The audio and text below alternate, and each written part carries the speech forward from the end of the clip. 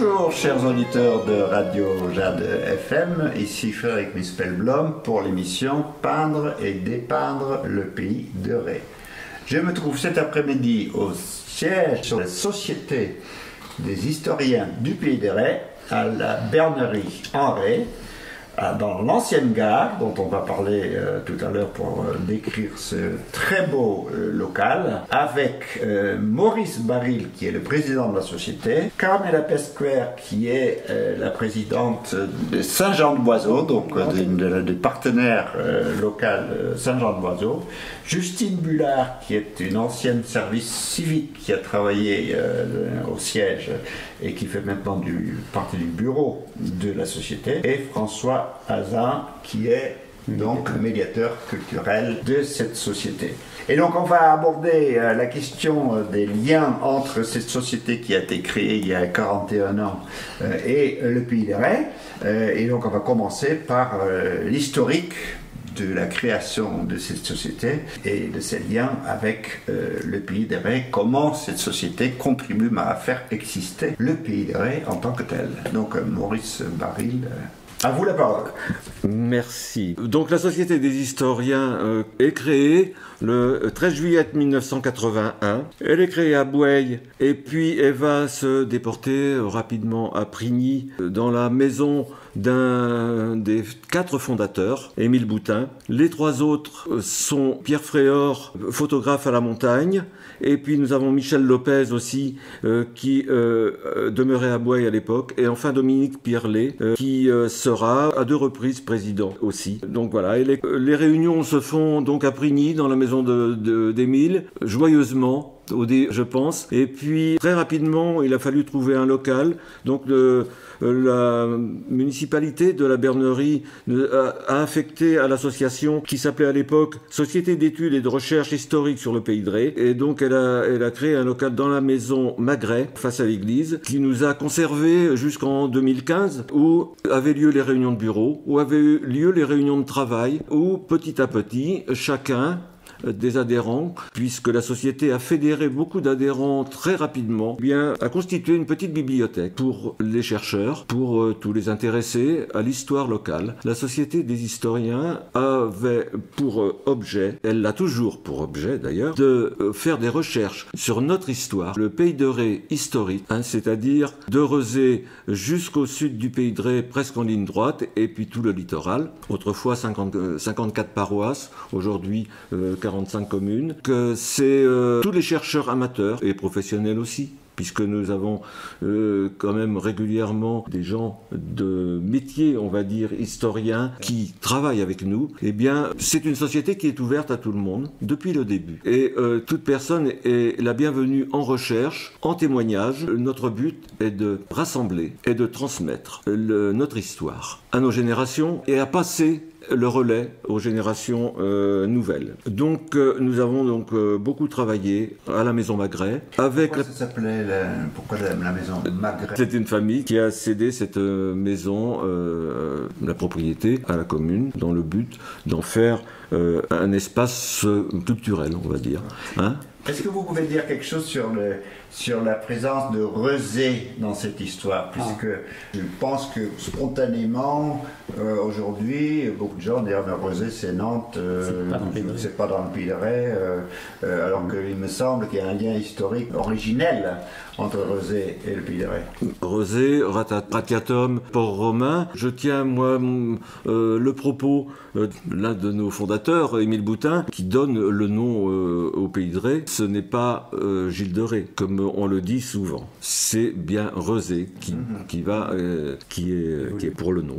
Et donc, on était passé historiquement de 54 paroisses à 46 communes. 45 communes, oui. Est-ce que ça veut dire qu'il y a des paroisses qui ont été rassemblées. Qui étaient rassemblées, donc, mais le contour du territoire est resté le même. Le contour du territoire, c'est-à-dire que pays de Ré historique, alors il faudrait reprendre vraiment partir du pays d'Herbauges, enfin de l'époque romaine, et puis remonter, puisque tout a évolué tout le temps.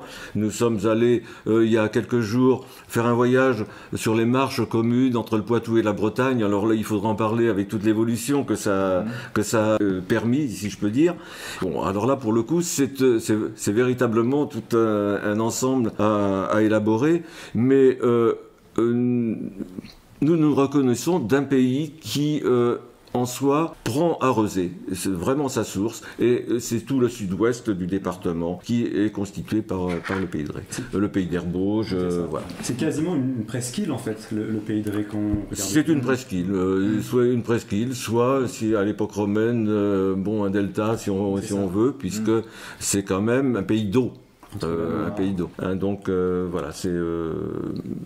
Et donc avec au nord la Loire et au sud, comment s'appelle déjà la rivière? Alors, vous en avez plusieurs, mais vous avez, essentiellement, on a une petite limite avec l'Oignon, mais ça passe d'une rivière à l'autre, et puis au sud, vraiment complètement au sud, avec le Faleron, qui n'est pas une rivière, mais un fleuve côtier, donc c'est très important de le préciser. Donc, ces marches communes, ou avantagères l'une à l'autre, quoique chez nous, ce n'était pas vraiment le cas, il faudrait prendre ça 100 mètres par 100 mètres, quoi, on va dire, tellement c'est... Est-ce que vous pouvez expliquer aux auditeurs ce que sont les marches?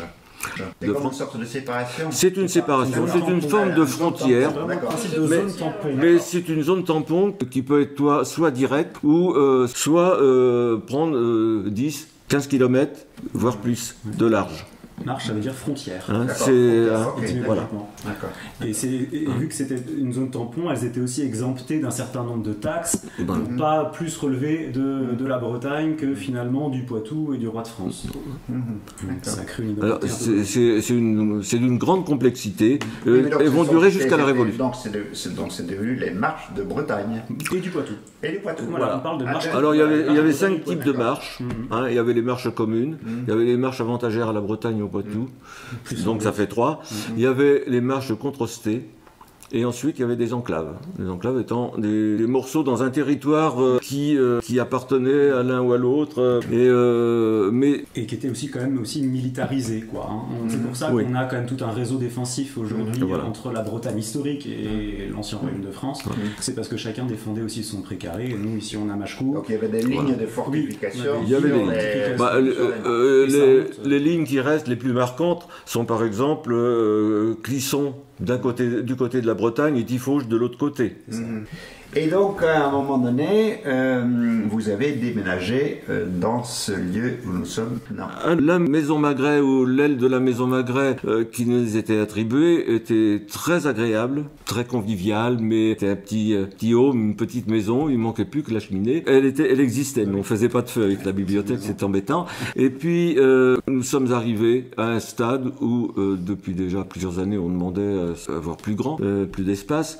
Et nous avions à l'époque, donc en 2013, 3400 ouvrages à disposition, plus une quantité conséquente de documents. Et puis voilà, nous sommes aujourd'hui, en mai 2021, avec 9000 ouvrages, et puis une plus grande densité encore de documents, de toutes sortes, sachant que l'image, le numérique est arrivé depuis aussi.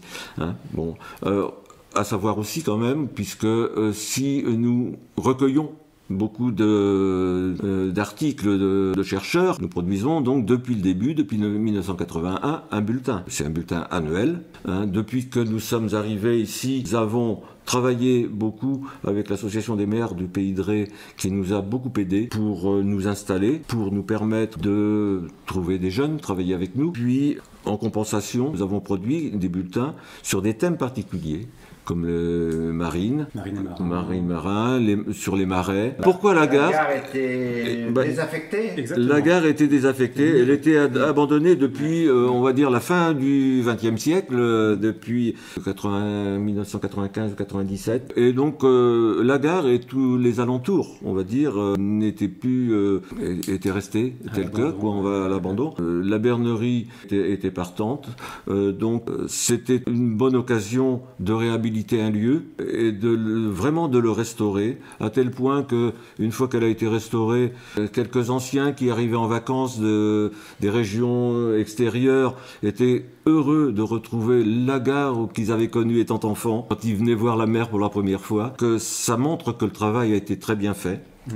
Alors ça nous permettait quand même de passer de 55 mètres carrés à 250 mètres carrés, donc la possibilité d'une plus grande, d'un centre de ressources beaucoup plus grand, beaucoup plus vaste, de bureaux, et puis surtout de 2 salles d'exposition et de conférences, dans un endroit qui est situé, vous voyez, vous nous avez situé en nous présentant dans un lieu, mais nous sommes au premier étage, et nous sommes au lieu le plus haut de la Bernerie, où on voit toute la baie de Bourgneuf si on regarde par la fenêtre. Donc c'est un lieu qui vaut son détour.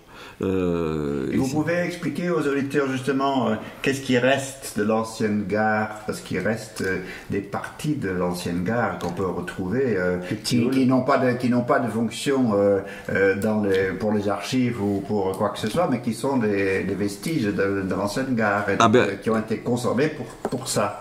La gare a été construite à la fin du 19e siècle, 1886 ou 7 je crois. Dans un premier temps, il y avait 2 éléments de gare, et puis l'année suivante, 2 ans après, un 3e élément a été apporté. Donc nous sommes dans ces 3 éléments-là. Je le fais remarquer parce que vous savez, sur les frontons des gares, on a toujours le nom du lieu, et donc nous avons dans les faux greniers, la Bernerie en Ré qui est portée, mais qui est bien cachée, que nous ne pouvons pas montrer, pour vous dire qu'il y a eu un agrandissement peu de temps après. Et puis une bagagerie qui servait comme son nom l'indique, et puis aussi au vélo. On le voit encore au plafond, je crois. On le voit, il reste. Il y a des piliers. Il y a le pilier avec sa fondation, son socle en granit, monsieur, s'il vous plaît. Donc c'est tout à fait d'une époque. Ça reste. Nous avons essayé de conserver aussi quelques éléments dans l'entrée, de manière comme un guichet. La billetterie. Voilà, exactement.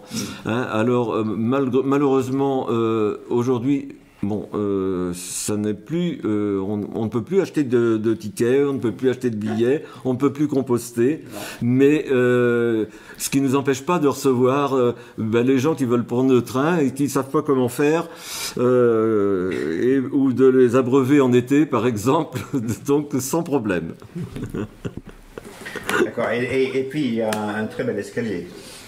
C'est un escalier qui a été fait par une entreprise de Saint-Père-en-Ré et qui vaut son détour à lui tout seul, parce que nous avons tenu à le conserver. J'ai dû me battre un petit peu pour conserver sa couleur bois, puisqu'il était destiné à être peint en blanc. Mais il ressort très bien. C'est un escalier très facile. Alors l'escalier, il sert pour les gens qui travaillent au bureau, puisque normalement l'étage n'est pas permis au public. Mais par contre, donc, le public peut accéder à la salle de lecture et avoir accès aux documents aux heures d'ouverture. Tout à fait. Tout public, un chercheur comme amateur, comme visiteur, voilà, sans problème. On n'a pas d'emprunt de livres, on est sur de la consultation sur place, parce qu'on a des ouvrages qui sont parfois un peu anciens. Ça mêle à la fois bibliothèque mais aussi fonds d'archives. Il faut reconnaître que la bibliothèque continue de se constituer d'ailleurs, puisque cette année, nous avons dû recevoir, depuis le début de l'année, près de 500 ouvrages déjà, donc en dons. Donc c'est très conséquent. Finalement, je pense qu'il faudrait agrandir le lieu quasiment aujourd'hui. Alors comment fonctionne votre société? Il y a une direction, il y a un conseil d'administration. C'est encore un noir. Alors il y a un président. Il y a le président à son bureau autour de lui, et 2 vice-présidents, Véronique Matteau et Jean-Luc Ricordeau, qui tous 2 sont là depuis le début de la Société des historiens. Et puis nous avons donc notre président honoraire Dominique Pirlet, puis les membres du bureau.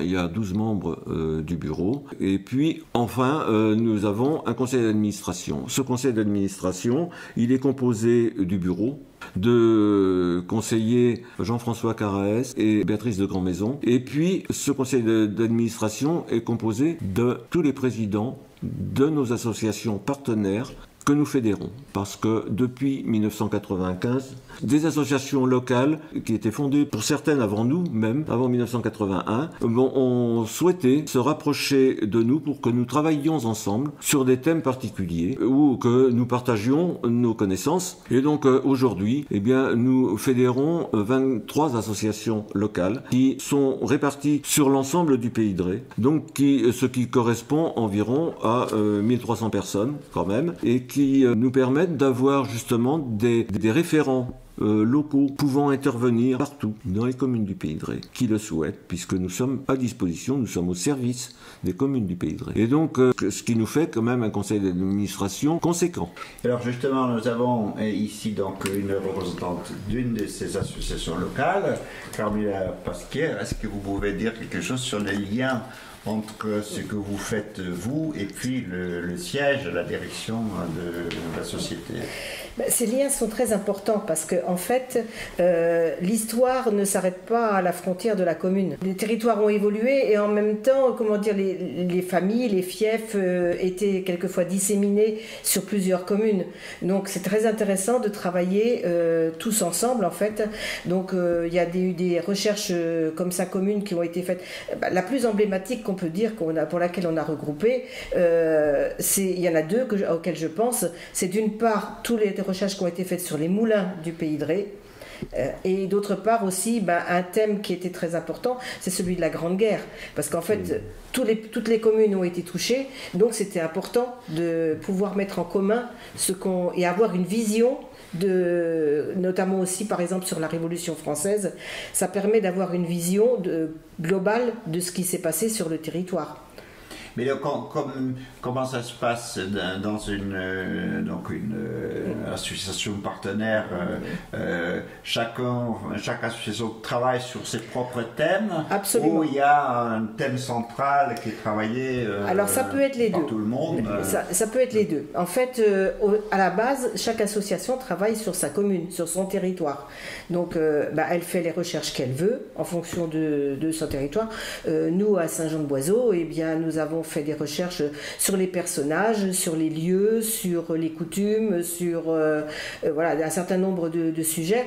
En fait, c'est chacun qui, en fonction de ce qu'il a, de ce qu'on peut trouver donc, aux archives départementales ou ailleurs, on développe les thèmes qui nous intéressent.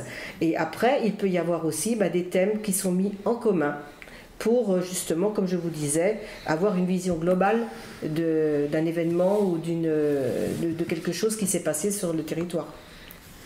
D'accord. Et donc, il y a à la fois des recherches complètement locales et originales, et puis des recherches locales sur un thème partagé par tout le monde pour mettre en commun. Voilà, c'est ça, tout à fait. Mais en fait, on s'aperçoit que beaucoup de choses sont quand même communes. Parce que, comme je vous disais, les grandes familles avaient des fiefs dans différentes communes. Enfin bon, donc finalement, c'est une histoire commune. Oui. C'est une histoire à la fois commune qui nous rassemble tous, et c'est aussi une histoire extrêmement diversifiée dans ces petites choses, quoi, si on veut. C'est-à-dire que tout en étant commune, chaque commune s'identifie. Malgré tout. Toujours une petite chose qui l'identifie véritablement par rapport à sa voisine. Hein, tu as parlé des moulins, tu as parlé de la Grande Guerre. Je pense que c'est un thème qu'on pourra aborder un de ces jours en ethno, par exemple, ou sur le langage du pays. On voit l'évolution du langage d'un bout à l'autre du pays, commune par commune, voire village par village. C'est là tout l'intérêt qu'on ne peut pas donner dans une synthèse, mais qui ressort vraiment en recherche locale, quoi, en fait. Et ça, c'est vrai, je rebondis juste là-dessus. C'est assez intéressant. Enfin, on va y avoir des choses qu'on trouve nulle part ailleurs grâce à ces petites recherches locales. C'est-à-dire qu'on va avoir des gens de Nantes, des étudiants qui vont venir parfois, qui vont faire des mémoires. Et c'est vrai qu'on va avoir des éléments qui vont pas forcément être édités, qui vont être des travaux d'associations locales. Et donc c'est vrai que ça, c'est vraiment une valeur ajoutée de la société dans le domaine de la recherche. Et c'est important d'avoir cette expertise là. Et tu parlais rapidement aussi de la Révolution. Ça, c'est vrai que c'est un gros projet en ce moment, le projet Révolution. Mais en même temps, chaque association est indépendante. C'est vrai. Elle a son propre fonctionnement, elle a son propre bureau. Nous, à Saint-Jean-de-Boiseau, on a nos réunions une fois par mois. En principe, le deuxième jeudi de chaque mois. On fait notre assemblée générale comme les autres. On a notre propre fonctionnement. Nous sommes actuellement, et depuis déjà un moment, environ 110 membres.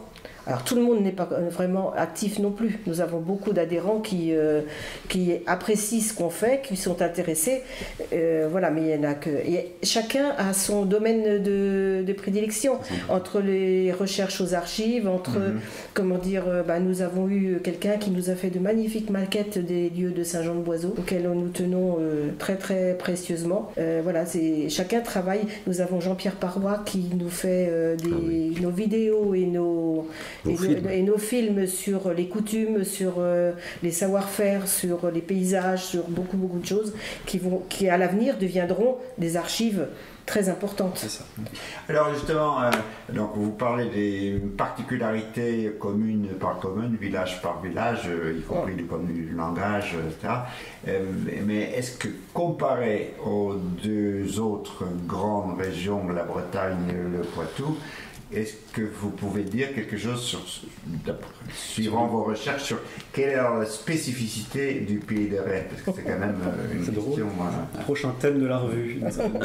Oui, ça va être le prochain thème de la revue, donc je vais bien me garder de m'avancer de trop non plus aussi, mais cependant, je le prendrai autrement. Je dirais qu'aujourd'hui, nous avons beaucoup d'associations d'histoire partout.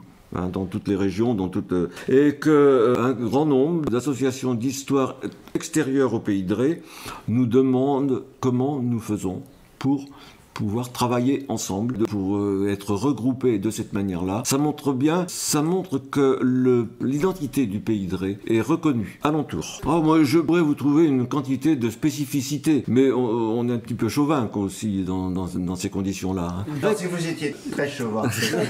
Non, mais je dirais que le Pays de Ré, c'est d'abord un pays. Il faut comprendre le mot pays. Ré, c'est un endroit qui se situe sur la carte, comme il y en a d'autres, mais c'est un pays particulier, on parlait tout à l'heure des marches communes, mais avec ses frontières spécifiques, terrestres, mais sa frontière aussi fluviale, océanique, et je dirais maraîchine, avec les marais.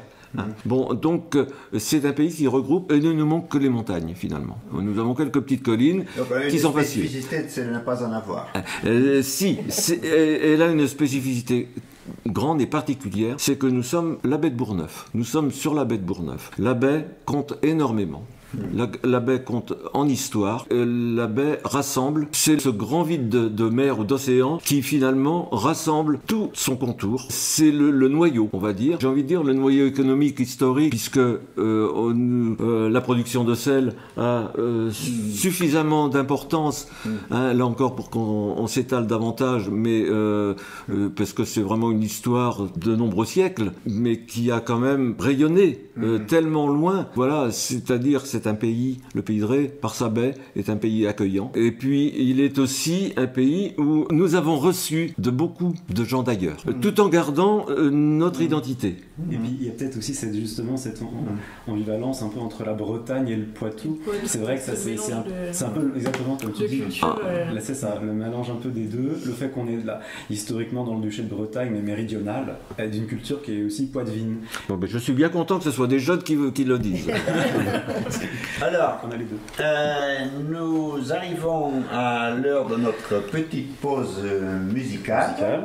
Qu'est-ce que vous avez choisi comme morceau de musique? Alors, on a pensé à un groupe de musiciens locaux, les gens de Boiseau, qui font un remarquable travail, notamment en mettant en chanson l'histoire locale, le patrimoine local. Alors, à la base, c'est vrai sur Saint-Jean-de-Boiseau, mais ils s'ouvrent aujourd'hui aussi sur d'autres aspects du Pays de Ré. Et on a choisi, c'est vrai, une de leurs chansons, donc c'est La Chapelle de Bethléem, qui raconte l'histoire de cette petite chapelle qui se trouve du côté de Saint-Jean-de-Boiseau, le long de la route qui file aux pèlerins. On la voit assez facilement, elle est assez remarquable dans son style gothique. Donc il raconte la légende, notamment une des légendes qui a été rattachée à cette chapelle avec l'histoire d'une jeune fille. On écoute.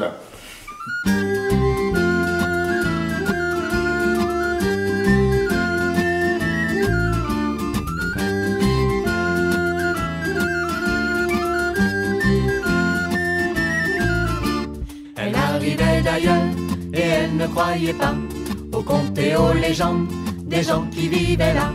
Pourtant ils avaient dit qu'il ne faut pas aller trop loin dans la nuit sur ce petit sentier. Car autour de cette chapelle, c'est le qu'on nomme Bethléem, de des histoires bien dérangeantes sont passées depuis le 15e. Des contes, des pas cheminés, Des émotions de sang glacé, des attentions, des interdits, des loups qui reflètent la nuit.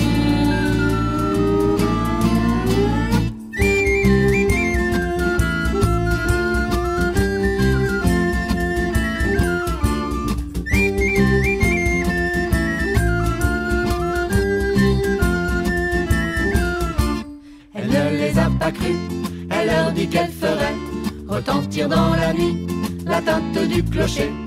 3 fois pour prouver qu'elle y a bien été. Elle n'a pas écouté, ignorant le danger. Car autour de cette chapelle, Celle qu'on nomme Bethléem, il y a des histoires de déranguères, sont passées depuis le 15e. des contes, des pas cheminés, Des émotions de sang glacé, des attentions, des interdits, des loups qui reflètent la nuit.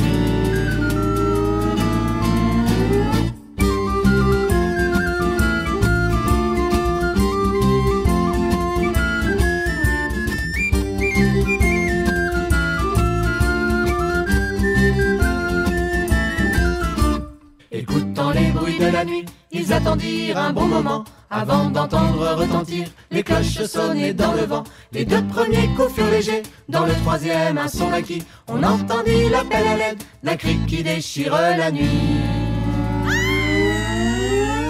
Car autour de cette chapelle, celle qu'on nomme Bethléem, il y a des histoires bien déranguaines, sont passées depuis le 15e. Des contes, des pas cheminés, des émotions de sang glacé, des attentions, des interdits, des loups qui reflètent la nuit.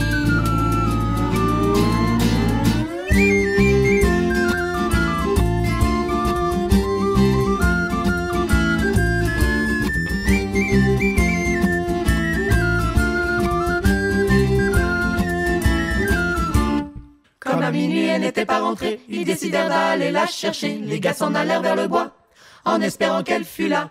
Mais ils ne trouvèrent que ses 2 souliers, à côté de la corde du clocher. Elle avait disparu, celle qui n'a pas cru. Elle a disparu, celle qui n'a pas cru.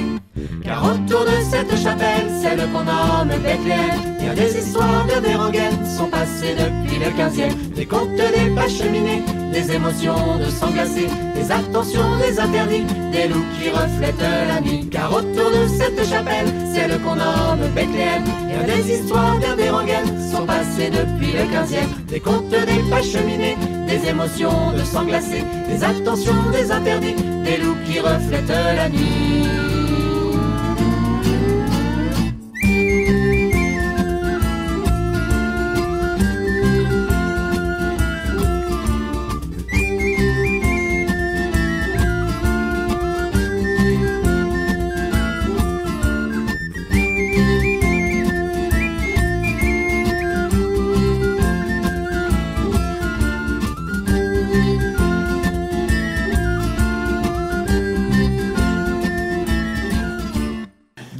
Nous en arrivons au rôle des médiateurs culturels et des services civiques dans la société, puisque donc vous travaillez en dehors des bénévoles, il y a aussi des gens qui sont engagés, embauchés pour faire un travail conséquent tous les jours. Quand nous sommes donc rentrés dans cette ancienne gare nouvelle bibliothèque, nous avons été amenés à accueillir notre première médiatrice que nous avons gardée 5 ans, que nous regrettons aujourd'hui, Myriam Milsan, qui est partie il y a quelques semaines et qui a engagé véritablement la société sur quelque chose de plus ouvert, avec une multitude d'animations, avec une multitude d'expositions et pour faire connaître la société en s'appuyant sur l'acquis de la société des historiens, sur les connaissances des historiens et en les mettant, en les valorisant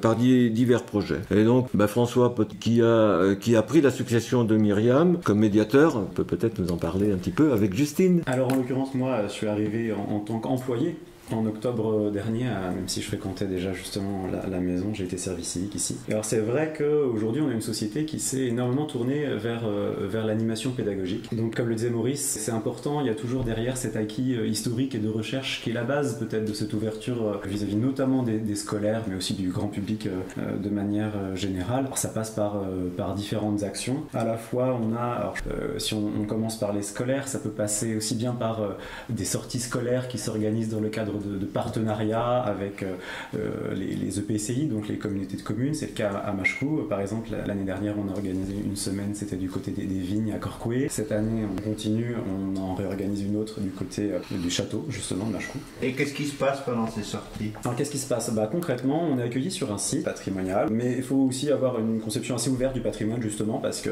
l'année dernière, c'était les vignes, donc un patrimoine naturel, mais aussi de technique dans les productions viticoles. Et là, on est dans un patrimoine bâti de château. Et alors, à la journée, on accueille 2 classes. Voilà, donc ça tourne pas mal. L'année dernière, on a eu plus de 200 enfants, finalement, sur la semaine. Donc, sur ces 4 jours, on a ces classes qui viennent et qui sont divisées en groupes, qui tournent sur différents ateliers. Alors nous, la société coordonne l'ensemble de la journée, mais en plus, on anime concrètement un atelier historique sur un des aspects. Il y a aussi un partenariat avec le CPIE de Corcoué qui, lui, va s'impliquer dans le domaine environnemental et qui, donc, lui, va animer un atelier nature sur le site. Il y a aussi un autre partenariat avec une artiste, donc là, c'est Laetitia Locteau, qui est professeure aussi de dessin à Nantes et qui, elle, va s'occuper de poser un regard artistique avec les enfants sur le site. Puis un dernier atelier qu'on prépare en amont, mais qui est animé directement par les enseignants. Donc ça concerne là les classes de CE2, donc double niveau ouvert.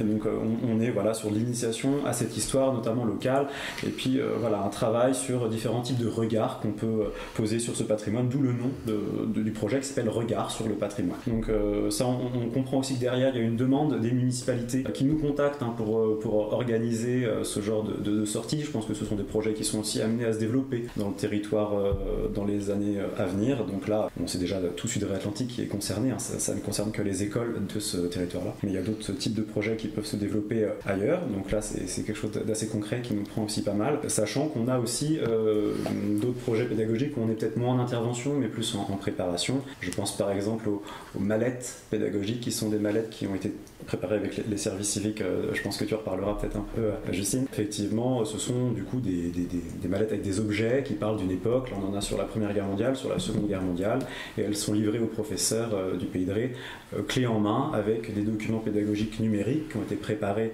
en accord avec la circonscription de l'éducation nationale de Saint-Brévin. Donc on a un conseiller pédagogique, Christophe, que je salue, et donc qui nous aide à préparer ça. Et donc ça permet aux enseignants d'avoir une séquence clé en main, avec des objets, des facsimilés, mais aussi des vrais. Et de l'autre côté, on va avoir aussi des animations plus légères, plus familiales, plus touristiques, mais c'est important de les citer aussi parce qu'elles ont un volet pédagogique. Je pense aux enquêtes historiques qui se sont développées déjà il y a quelques années sur la côte, donc là elles sont plutôt à destination soit des touristes, soit d'un public local en vacances, pour en gros un jeu de piste avec des balises qui racontent aussi l'histoire du lieu. On en a quand même qui ont été construites sur les Moutiers, sur la Bernerie, sur Préface, sur Saint-Michel, donc pas mal aussi, donc sur la côte de Jade d'abord. Mais ça se développe notamment plus dans les terres. On en a une l'année dernière à Saint-Philbert qui a très très bien marché aussi. On en développe une autre avec notre nouvelle service civique Laurane qui travaille là sur le petit village de Passet, donc sur le lac de Grandlieu. Donc toujours ce principe d'avoir des petites énigmes un peu inventées, mais derrière c'est un prétexte pour pouvoir aborder l'histoire locale à travers là aussi différents aspects. Ça marche bien. Et là aussi, il faut le dire, on est sollicité par les municipalités, par les offices de tourisme pour avoir des enquêtes créées. Alors, il faut faire des choix parfois, mais c'est vrai qu'à raison d'une par an, ça nous en fait déjà un petit stock. Donc, exactement. Donc là, si on reste sur les enquêtes historiques, par exemple, oui, on s'appuie évidemment sur les historiens locaux et notamment ceux de nos associations. Donc, par exemple, l'enquête sur Saint-Philbert de Grandlieu, on l'a constituée en accord avec Abbatiale et Découverte, qui est notre association partenaire locale, qui apporte notamment une expertise historique sur les différents sites, les différents lieux. On a de la matière grâce à eux. Et évidemment aussi les offices de tourisme, ça il ne faut pas les oublier, que ça se fait aussi dans échange avec eux. C'est vrai que les enquêtes historiques, ça se fait à chaque fois par un partenariat avec l'office de tourisme. Ils tiennent la billetterie, donc c'est très concret. Et en plus, on prépare avec eux en amont l'enquête, il y a des échanges. Mais alors pour rester sur les relais, les sorties scolaires, les sorties notamment regard sur le patrimoine, ça pourrait pas se faire sans eux non plus, dans le sens où l'année dernière, comme cette année, on est accueillis sur des propriétés qui sont privées, chez des personnes qui en fait sont membres de la société d'histoire, des sociétés d'histoire locales. Et donc clairement, ce sont des relais essentiels. Et en plus, ils nous accueillent et en plus, ils sont présents pendant cette semaine-là dans l'animation. Donc, et ils nous supportent. Et ils nous supportent en plus, et ils supportent tous les enfants. Non, c'est formidable d'avoir ces gens-là qui sont si accueillants et qui constituent vraiment des relais locaux. Et ça, on se rend compte que pour l'animation, c'est une grande force de la Société des historiens d'avoir tout ce maillage territorial-là, d'historiens locaux, de bénévoles locaux, et c'est très très riche. Donc évidemment, tous ces projets-là, on ne pourrait pas les construire tout seul. Moi, je ne pourrais pas construire ça tout seul. Ça se fait avec les services civiques qui mettent évidemment leurs pattes chaque fois. Et donc, je vais peut-être laisser un petit peu parler Justine sur ce volet parce qu'elle a une bonne expertise aussi sur le sujet. Donc, Justine. Oui. Oui, alors moi je suis arrivée en service civique en septembre 2017. Ma principale mission en fait était la mission identité. Donc la mission identité en fait c'est la valorisation de l'histoire des communes sur le site internet. Donc en fait on fait l'histoire de chacune des communes et on présente différentes thématiques. Donc on a l'histoire, on a des représentations et on a le patrimoine.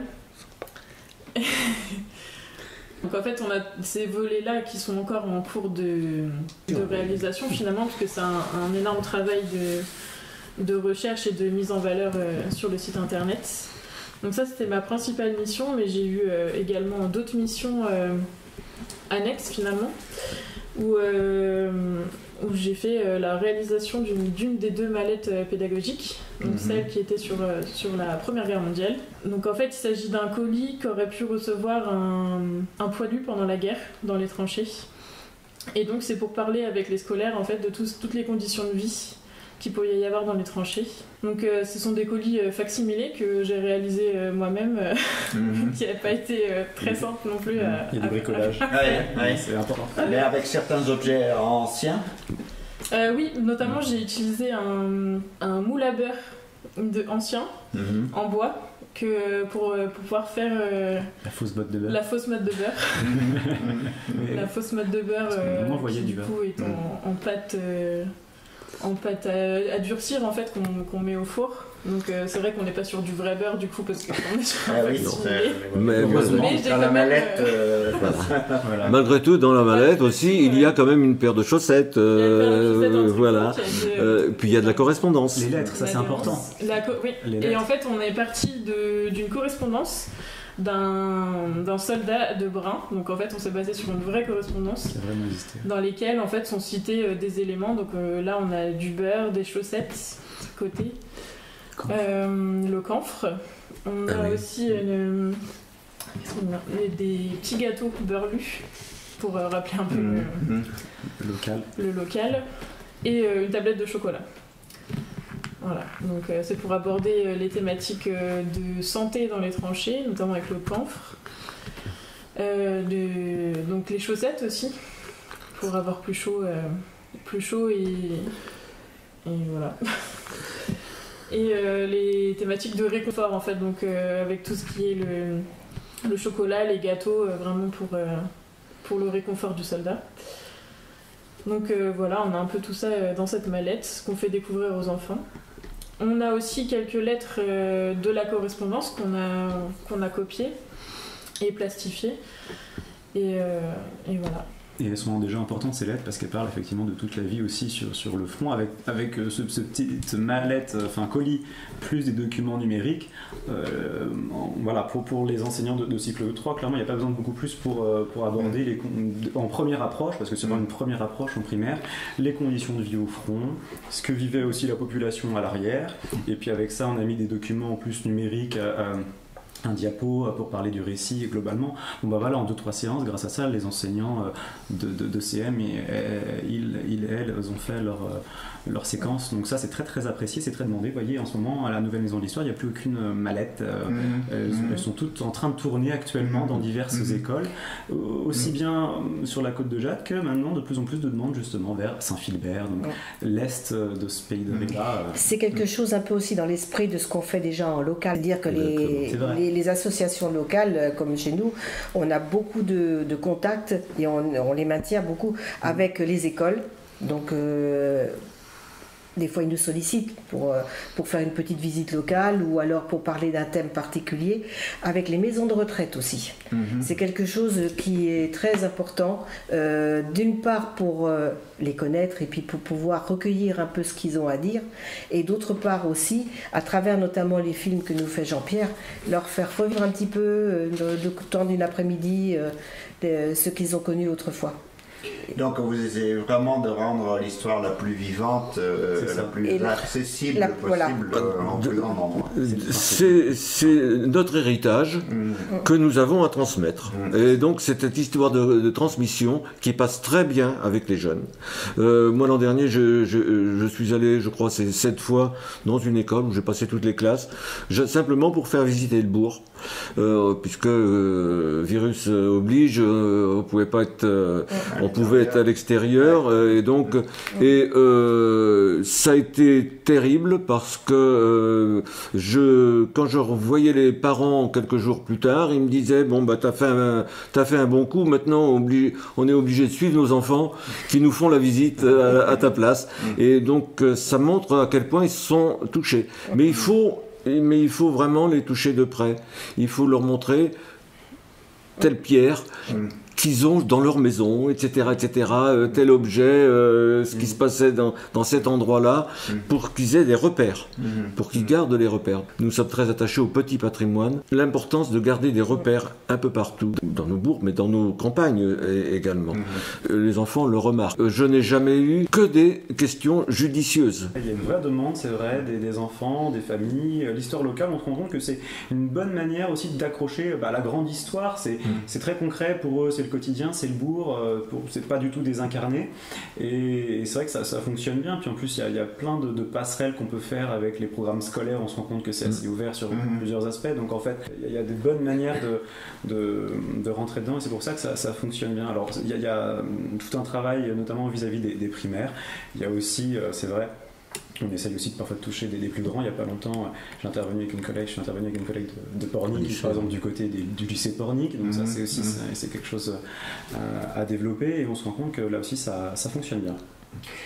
Alors, Carmela, est-ce que vous pouvez nous parler un petit peu des spécificités des études de Saint-Jean-de-Boiseau? Vous nous donnez quelques exemples concrets. Quelques exemples. Alors, si je me base sur notre dernier bulletin, nous faisons des recherches notamment dans les vieux journaux. Quelquefois on trouve des petites pépites qui permettent de faire un petit article, comme par exemple celui du premier mariage civil à Saint-Jean-de-Boiseau, qui était quand même un événement. Aussi sur qui a eu lieu quand? De mémoire, c'est moi qui l'ai trouvé en plus, autour de 1925. Donc ce que j'ai trouvé très amusant dans cette histoire, c'est qu'en fait, le journaliste a fait 2 articles. Le premier pour raconter que le cortège était sorti de la mairie, passé devant l'église sans y rentrer. Que le conseiller municipal avait fait un discours enflammé sur ces gens qui avaient le courage d'agir de cette façon-là. Et puis, bon voilà. Et puis, un mois plus tard, il fait un autre article, un 2e article, et en fait, c'est parce qu'il mariait son fils. Mais là, qu'est-ce qui s'est passé? Ils sont allés à l'église de Bougnay. Donc ça m'a un peu rappelé Don Camillo. Un peu ça. Bon, sinon les recherches, c'est sur les personnalités qu'on a eues à Saint-Jean-de-Boiseau, comme par exemple celui dont on a beaucoup parlé ces derniers temps, un des curés jureurs de la période révolutionnaire, Marc-André Dranguin, grâce à qui on a conservé notre patrimoine religieux, qui a eu une vie très très spéciale puisqu'il a fini par quitter l'église, se marier, avoir des enfants. enfants. Donc il faisait partie de la convention Alors il a accepté de prêter le serment de la constitution civile du clergé et donc ensuite il a adhérer, mais alors à fond, dans les idées révolutionnaires.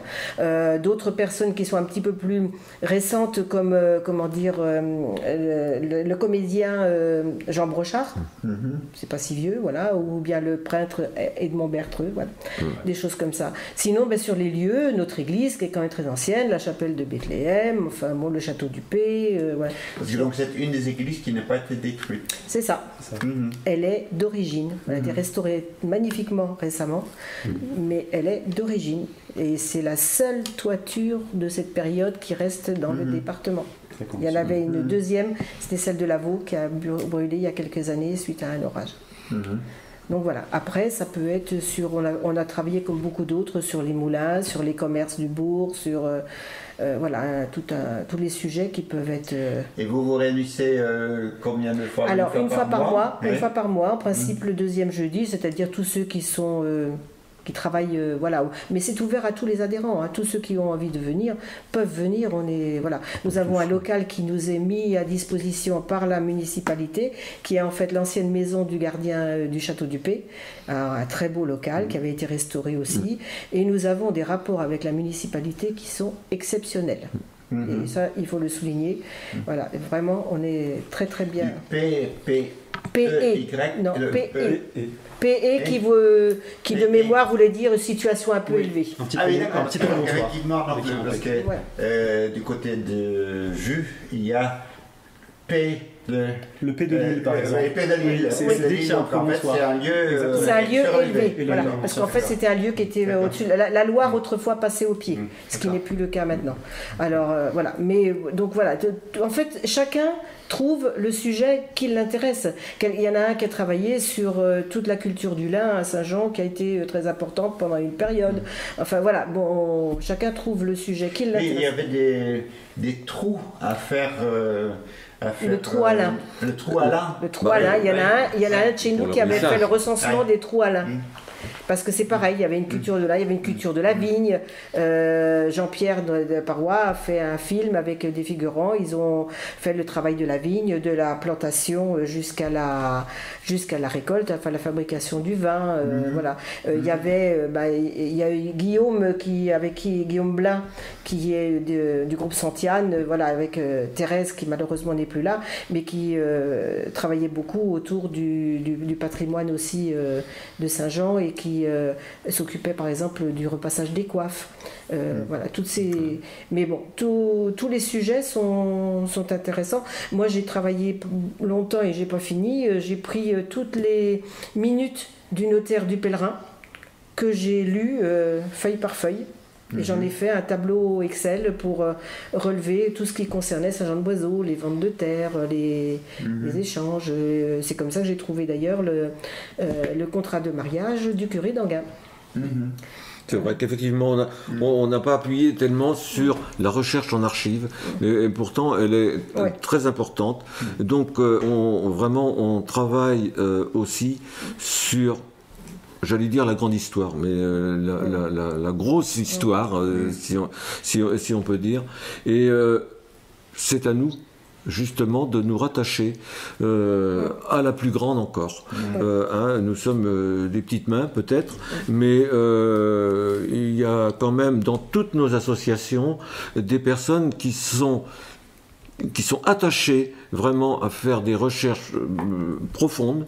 Que nous avons vraiment des personnalités, vraiment de chercheurs émérites.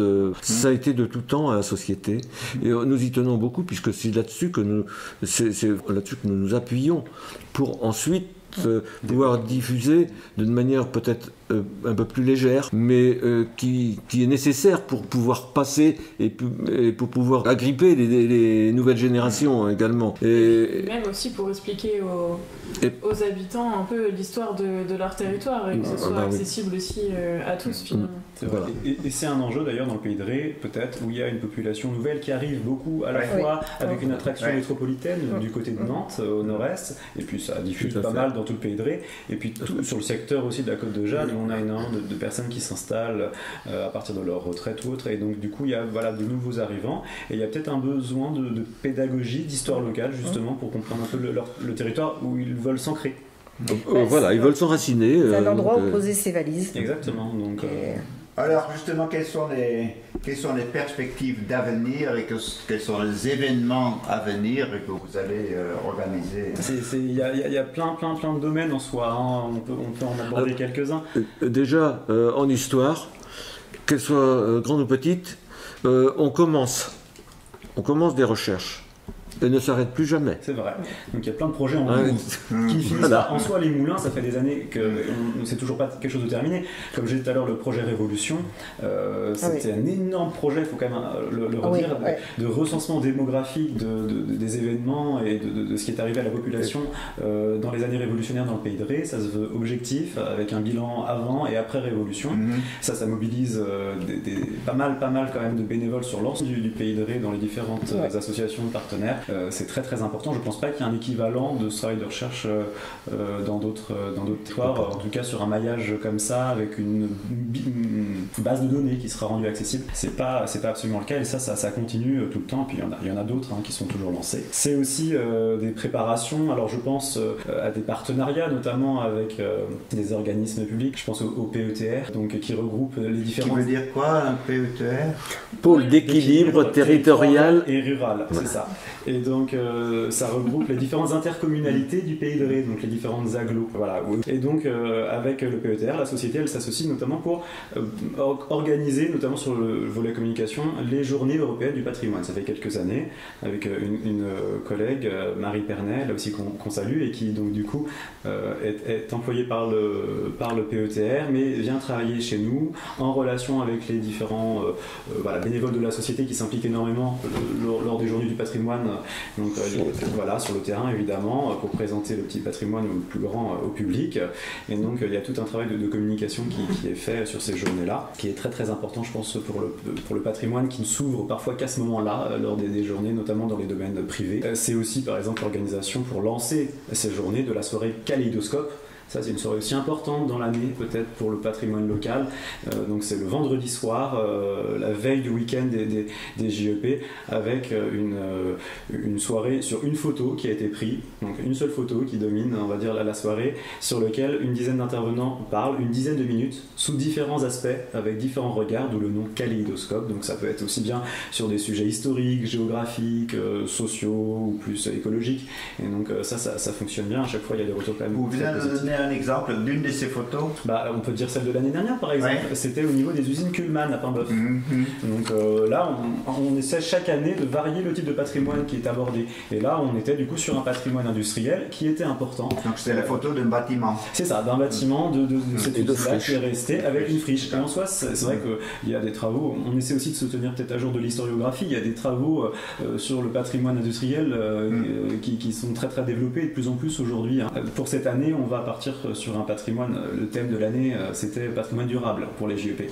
Là, ce sera plutôt un espace forestier sur lequel on va se concentrer, avec une photographie d'une forêt. Et donc, en l'occurrence, c'est pareil, on aura différents intervenants qui aborderont la forêt sous ses aspects historiques et bien d'autres. Donc voilà comment ça fonctionne. Après, encore une fois, il y a d'autres événements importants. Je pense peut-être pour la société, on a une journée anniversaire qui va venir le 9 juillet. Donc on invite tous nos auditeurs à passer du côté de la nouvelle maison de l'histoire de la Bernerie ce jour-là, avec là aussi des conférences qui seront proposées, des mini-jeux, des expositions. Une exposition notamment, et ça il faut aussi en parler de cette exposition-là qui commence, c'est le 25 juin et qu'elle dure jusqu'au 17 septembre. C'est l'exposition Le Pays de Ré en croquis, avec le partenariat avec un groupe d'artistes, un collectif, les Urban Sketchers, qui croquent le paysage sur place, et donc qui présente après ces différents types de dessins, aquarelles et autres. Et ça, donc c'est un beau projet. Ça s'est fait avec eux dans le sens où on les a un peu orientés sur les sites, notamment à visiter, à dessiner, et l'exposition va la tenir ici. Et puis le lendemain, le dimanche, le lendemain du lancement, ça va se coupler avec une animation croquis du patrimoine de la Bernerie, ici avec les gens qui voudront participer à cette animation-là. Donc, vous voyez, ça touche sur plein d'aspects. C'est aussi des formations qu'on propose au public. Je pense la formation généalogie avec le centre de généalogie de Loire-Atlantique, donc le 22 juillet. Et on va relancer aussi, on souhaite, un certain nombre de formations en lien justement, pourquoi pas, avec la découverte des archives, avec le travail archivistique et tout ça. Ce sont des choses qu'on puisse faire, qu'on va relancer aussi à la société. Voilà, ce sont aussi des visites évidemment et des conférences. Faut pas, c'est peut-être le principal. On a une programmation culturelle annuelle. Voilà, là on est un petit peu sur la fin de l'année. On a encore à venir différents événements. Je pense le 7 mai, on a une conférence promenade avec l'association partenaire locale de Bougnay, donc Action Initiative Rurale et Sylvicole, qui elle va présenter Port la Vigne. Donc il ne faut pas hésiter à appeler l'association, à nous appeler ici et pour s'inscrire. Donc c'est une petite conférence promenade. Il y aura une autre conférence promenade à Paimboeuf le 21 mai 2022 avec notre vice-présidente Véronique Matteau. Donc évidemment là aussi il y a d'autres choses à venir encore du côté de Pont-Saint-Martin le 4 juin, pareil, une conférence promenade. Donc au beau jour, c'est l'intérêt, on peut visiter le site et en même temps l'aborder sous un point de vue historique. Voilà, c'est aussi des expertises qu'on donne. Ah oui, alors je pense aussi à le dire et c'est important, ces événements-là sont gratuits. Voilà, donc tout ce qui est des conférences à la Nouvelle Maison de l'Histoire, les conférences promenades en extérieur du côté de ces sites-là, ce sont des événements qui sont gratuits. Voilà, il y a peut-être le jour. On entend le train. Et oui, c'est ça, parce qu'évidemment on est dans une ancienne gare, donc ça arrive. Nous-mêmes on l'entend quasiment plus. Voilà. Il nous manque que la fumée, quoi, en fait. Exactement. Donc, et peut-être aussi pour conclure ça, on a des rencontres aussi régulières avec différents partenaires publics qui demandent aussi des expertises. Et ça c'est peut-être important aussi, on devient aussi une référence pour aussi bien les municipalités que les offices de tourisme, que certaines agglos qui vont nous demander de poser un avis sur un événement culturel qu'ils vont préparer, une revue qu'ils vont préparer sur leur patrimoine, ou bien une exposition, ce genre de choses. Et ça aussi, ce sont des rencontres qui rythment aussi la vie de la société, voilà, auxquelles on peut plus ou moins s'associer en fonction de nos ressources. Bon, et donc n'hésitez pas à faire savoir en temps et en heure à Radio Jade FM ces différentes dates. Et voilà, que les gens n'hésitent pas évidemment à se rendre sur le site de la société, dans nos actus et dans notre agenda, pour pouvoir, et aussi bien, et je tiens à le dire, nos réseaux sociaux. Merci beaucoup pour votre accueil. Je rends l'antenne, chers auditeurs, à très bientôt. Merci. Merci à vous.